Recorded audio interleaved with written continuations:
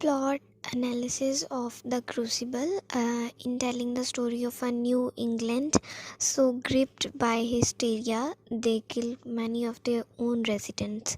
The Crucible explored the tension between the repressive force of a social order and individual freedom. The antagonist in the Crucible is broadly the town of Salem, whose residents temporarily lose their sense of community and willfully one another.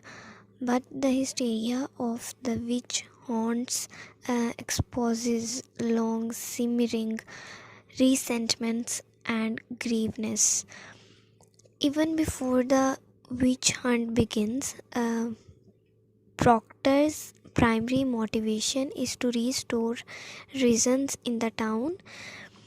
Proctor attacks Paris for focusing on everything other than prayer in his sermons, um, chastises Putnam for obsessing over his land as a mean to increasing his influence, and teases Giles for generally causing trouble throughout Salem.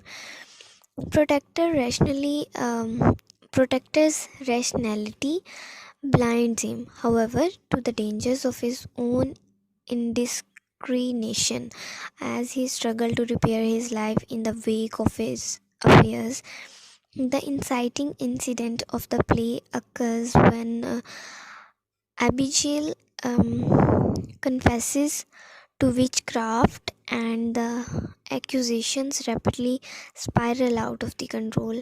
The town, already on the brink of fracture, quickly falls apart, and neighbor turns on neighbor both as the way of releasing past anger and also out of fear of being implicated in the witch hunts.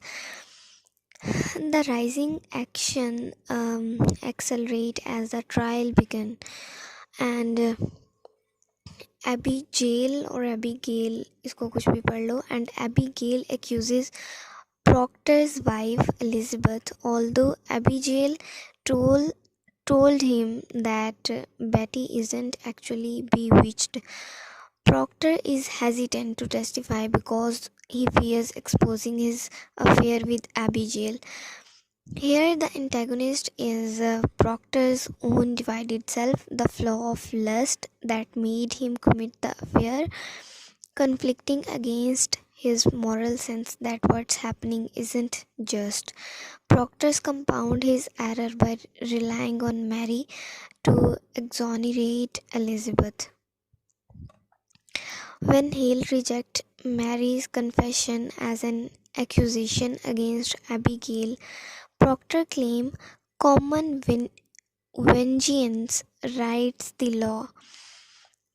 Though alluding to Abigail's feeling, Proctor hides that her revenge stemmed from jealousy of Elizabeth, not simply anger at Elizabeth for firing her.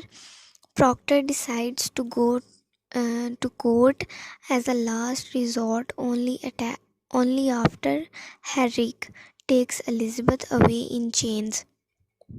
The play climax comes when Proctor finally confesses the affair with Abigail, at last releasing the guilt of his sins and sacrificing his good name to save his wife. His sacrifice is in vain as Elizabeth, seeking to protect her husband's reputation, refuses to verify his story, and Mary accuses Proctor to witchcraft. At this point, most of the town is in such a frenzy, the difference between fact and fiction has been completely destroyed, and the characters have lost all the sense of reason. The falling action of the play occurs 3 months later when Elizabeth forgives her husband for adultery and she doesn't want him to die, realizing that concepts like honesty, honor, and truth have lost all meanings in the town fearful, paranoid, and vengeance seeking environment. Proctor agrees to confess, even though he knows It's even though he knows it is evil. When Danforth insists on recording and publishing the confession for the good instruction of the village, however, Proctor realizes that the confession not simply a formality but a political opportunity for the court to validate, to witch hunt and justify the accusation. His confession then is in direct opposition to his desire to end the hysteria in Salem.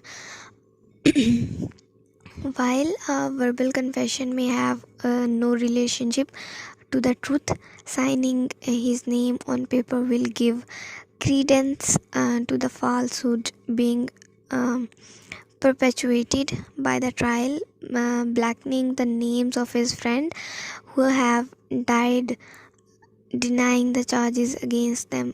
Proctor considers himself as good as dead if he has compromised all of his values to escape the gallows. How many I live without my name. The play reaches its resolution when Proctor recants and rips up his confession. In doing so, he is signing his death warrant but preserving the good names of his friends and exposing the hypocrisy of the witch hunts. In wrapping up the confession, Proctor reassert his identity as an individual while also um, taking a step toward restoring his community to sanity. He said, I do think I see some shred of goodness in John Proctor, he says, referring to himself in the third person. This formulation suggests that he knows that rather than going down in history for signing a false confession against his neighbors, his name will be remembered for his refusal to compromise, even at the cost of his life. But because his tragic flaw have led to the death of other innocent character, he knows he cannot live. Elizabeth seemed to understand the sacrifice he is making, making both for the town and for their family, and doesn't ask him to reconsider. The play ends with Proctor and Rebecca, nurse who has also refused to confess, being led to the gallows.